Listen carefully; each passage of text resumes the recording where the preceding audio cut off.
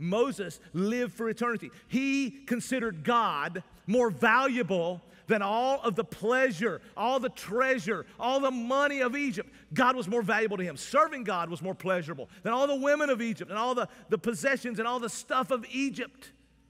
He said, this is my identity. This is who I am. This is what I live for. This is what's valuable. It's eternity. It's not the moment.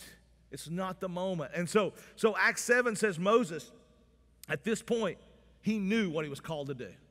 When he killed the Egyptian, he knew, if you read Acts 7, what God had created him to do and that God had strategically placed him in Pharaoh's court to lead his people out. He knew that. So he had a decision to make. Will I live for God and fulfill my calling, or will I live for self? That's the decision. The decision is, will I live for God or will I live for self? That's your decision every day. Every day. Decide this day. Every moment is a defining moment. How am I going to live today? What am I going to do in this situation? That is your decision every day. You see, listen, most Christians, or many people who claim to be Christians, to be quite honest with you, try to play for both teams.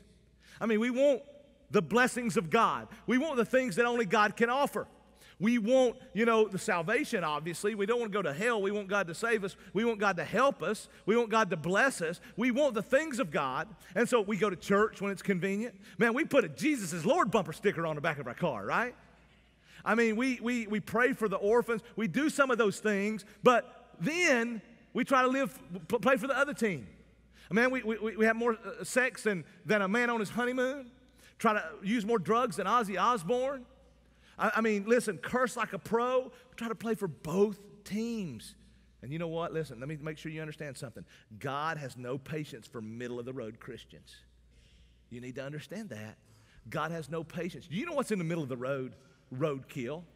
And that stinks. Roadkill stinks, and that's what lays in the middle of the road. You got to pick a side. You got to pick a side that you're going to drive on. Pick a team you're going to play for. Listen.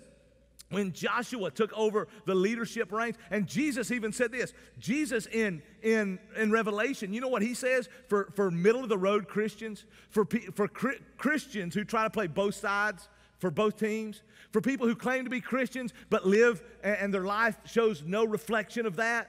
You know what Jesus said? He said, you make him puke. That's what he said. He says, Christians make me puke that do that. You read it, Revelation, he says, I don't want to spit you out of my mouth. That's what he said. Lukewarm Christians, middle-of-the-road Christians, people who claim Jesus and don't live like it. Man, he says, I just want to spit you out of my mouth. That's how he says it.